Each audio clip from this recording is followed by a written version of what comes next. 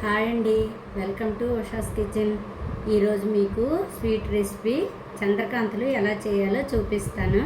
ముందుగా నానబెట్టుకున్న పెసరపప్పు, అందులోనే 3 స్పూన్స్ రైస్ వేసి నానబెట్టుకోవాలి. నానబెట్టుకున్న పప్పుని సాల్ట్ వేసుకొని ఈ విధంగా పేస్ట్ చేసుకొని పక్కన పెట్టుకోవాలి. తర్వాత స్టవ్ మీద గిన్నె పెట్టుకొని గ్లాసు పప్పుకి గ్లాసున్నర వాటరు బాయిల్ చేసుకోవాలి.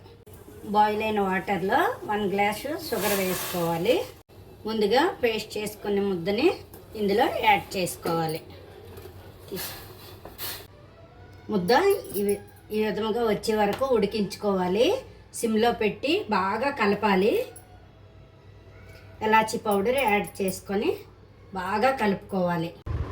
పిండి ఉడికిన తర్వాత ఒక కాటన్ క్లాత్ తీసుకొని తడిపి గట్టిగా పిండి క్లాత్ పైన పిండిని వేసి చల్లారి పెట్టుకోవాలి.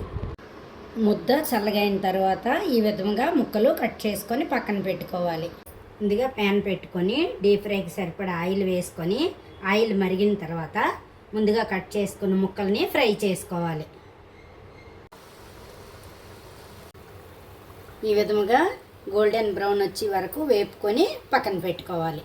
ఎంతో రుచికరమైన చంద్రకాంతలు రెడీ అండి. ఇవి కష్టము రావు అనేసి ఎవరు చెయ్యరు. దీని కొలతలు తెలిస్తే చాలా సింపుల్ అండి. వంట తినడానికి చాలా టేస్ట్గా ఉంటాయి. ట్రై చేసి చూడండి.